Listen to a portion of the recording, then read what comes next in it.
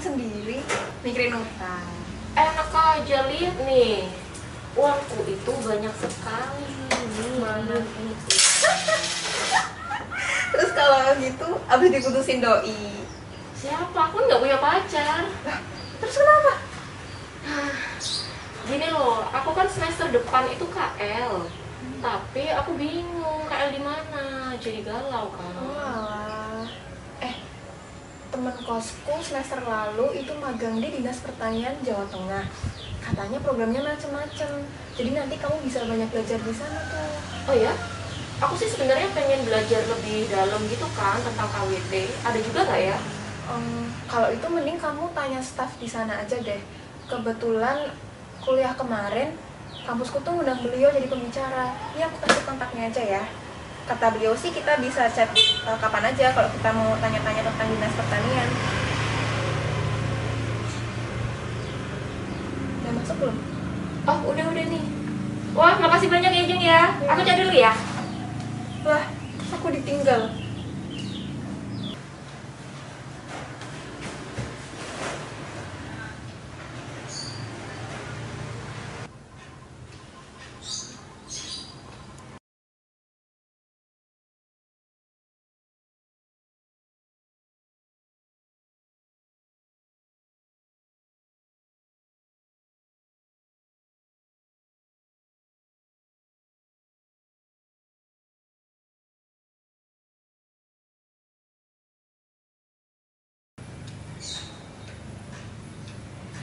Halo?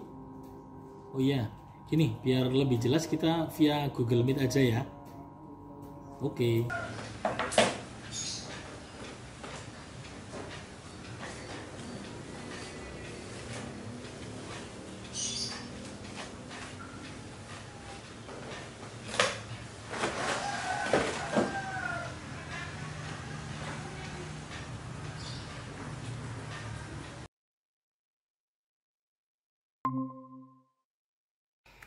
Halo, selamat siang. Apa kabar, Dek? Gimana? Ada yang bisa saya bantu? Nah, begini Pak Opik. Saya berencana untuk KL di Dinas Pertanian dan Perkebunan Provinsi Jawa Tengah. Fokus saya ada di kegiatan kelompok. Nah, kira-kira seperti apa ya kelembagaan penyuluhan yang ada di sana? Baik, saya akan coba jelaskan mengenai kegiatan penyuluhan yang ada di Dinas Pertanian dan Perkebunan Provinsi Jawa Tengah. Untuk menyegarkan ingatan kita, yang pertama kita harus memahami dulu apa itu kelompok. Kelompok adalah kumpulan masyarakat yang berkumpul memiliki tujuan yang sama, aturan yang sama, kemudian cita-cita yang sama, sehingga membentuk norma dan juga kelembagaan yang itu disepakati oleh kelompok masyarakat. Dan itu juga berjalan di kelompok kelompok tani ataupun gabungan kelompok tani yang ada di Jawa Tengah. Kemudian penyuluhan secara umum dilaksanakan dengan payung hukum Undang-Undang Sistem Penyuluhan Pertanian, itu Undang-Undang Nomor 16 tahun 2006 tentang Sistem Penyuluhan dan Perikanan serta Kehutanan.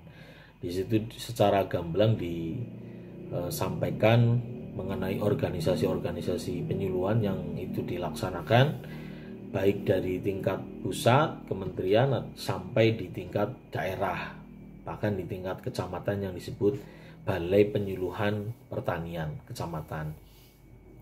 Aktivitas penyuluhan dilaksanakan oleh penyuluh pertanian, baik yang ada di dinas ataupun penyuluh swadaya yang itu muncul dari masyarakat yang mengembangkan pertanian di sekitarnya.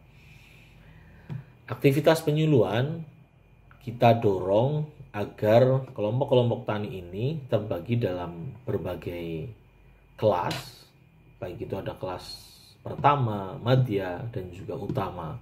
Harapannya dengan adanya kelas-kelas ini kita akan lebih fokus mengarahkan kelompok tani kita sesuai dengan potensi yang ada, potensi komoditas ataupun potensi sumber daya baik itu pemasaran ataupun juga jaringan yang dimiliki oleh kelompok tani di desa itu. Kemudian kelompok tani juga dibagi berdasarkan komoditas, bisa kelompok tani tanaman pangan, hortikultura ataupun perkebunan. Kenapa dibagi dengan klaster-klaster seperti ini? Agar petani juga fokus dengan komoditas yang dibudidayakan, sehingga nanti dari hulu sampai hilir bisa tertangani secara baik. Kelompok tani ini juga kita dorong untuk membangun jaringan baik secara administratif antar desa, antar kecamatan, kemudian antar hamparan, dan juga bahkan kita dorong membangun jaringan hingga luar provinsi, luar kabupaten, bahkan kita dorong kelompok tani untuk bisa berwawasan ekspor.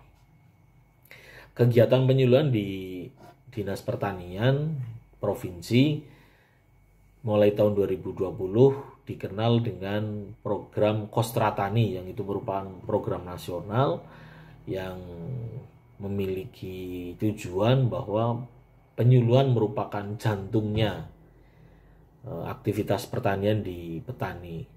Penyuluhan didorong untuk membuka wawasan, mengubah perilaku petani agar yang selama ini berjalan secara tradisional, secara konvensional, bisa mengembangkan perannya, fungsinya dari yang semula hanya fungsi produksi, fungsi musyawarah menjadi fungsi kelembagaan usaha. Terkait dengan kelompok wanita tani, memang kalau khusus kelompok wanita tani kita dorong agar bisa beraktivitas di pasca panen. Artinya kelompok wanita tani ini kita dorong untuk mengolah, kemudian mempacking, memasarkan agar petani kita menikmati nilai tambah, added value yang mungkin tidak bisa dinikmati petani ketika menjual produknya hanya berbentuk bahan baku. Jadi memang kita dorong KWT untuk bergerak di pasca panen, dan kita juga coba hubungkan dengan perusahaan-perusahaan, misalkan kalau cabai itu bisa ke Indofood, kemudian kopi juga kita dorong ke hotel-hotel yang ada di Jawa Tengah. Wah, begitu aja Pak Opi. Wah, saya jadi tidak sabar nih ingin cepat-cepat KL di sana.